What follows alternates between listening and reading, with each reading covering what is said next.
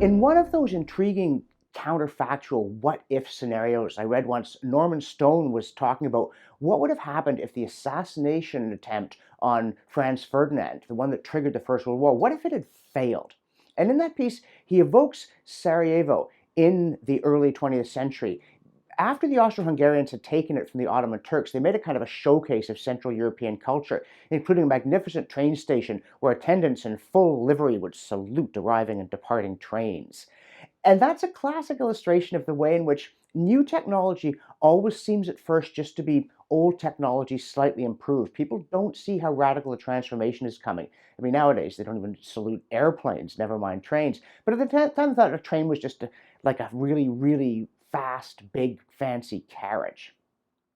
And that and the assassination, of course, put me in mind of the Battle of Cerignola. Okay? It was fought in some war nobody can remember in a place nobody can find on April 28th back in 1503. And it was a crushing victory for the Spaniards under Gonzalo Fernandez de Cordoba over the French under the late Duc de Nemours.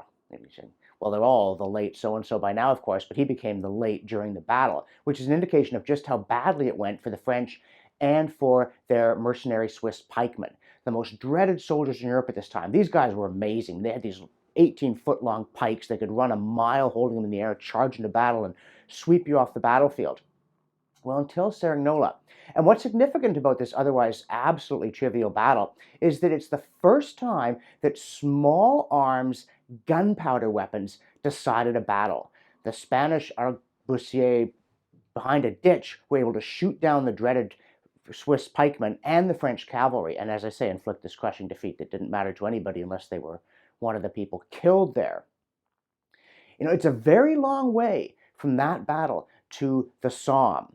And of course, even in World War I, it was the large caliber gunpowder weapons, the artillery, that were decisive. And artillery had already played a spectacular role in pretty much bringing feudalism to an end. In medieval times, to besiege a castle was so difficult that kings had limited power. I mean, even in England, it's Henry VII getting hold of the artillery that creates the enormous threat that the Tudors will become absolute monarchs. And in the rest of Europe, it sweeps away local institutions, it sweeps away the fragmentary parliaments, and really does establish a powerful central state. But small arms fire is something different. Now, it takes a long time for it to be decisive. From Cerignola, you get through the dynastic wars of the 18th century, the Napoleonic Wars, where even their weapons are of such limited range and accuracy that the infantry drop in those brightly colored squares, and cavalry is still an important weapon into the very late 19th century. But slowly and surely, relentlessly, that new technology comes to dominate. You get the empty battlefield of the Boer War, even though it's fairly small-scale forces, a lot of guerrilla war, but anybody who sticks their head up, even if they're wearing a beige jacket instead of a bright red one, is dead like that. And that, of course, is a precursor to what's going to happen in the World War I battlefields, where millions of men are locked in mortal combat at pretty close range, and yet nobody is visible and nothing, because the artillery and the machine guns have blasted everything, and the rifles are going to kill anybody who sticks their head up.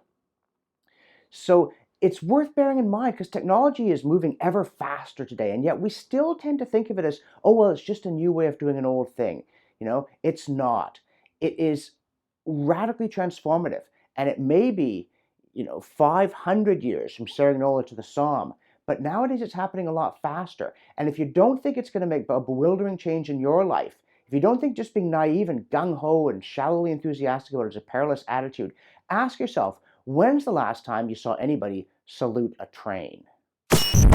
Thanks for watching. Click here to never miss a Rebel update. Want even more of the Rebel? Well, click here to become a premium member.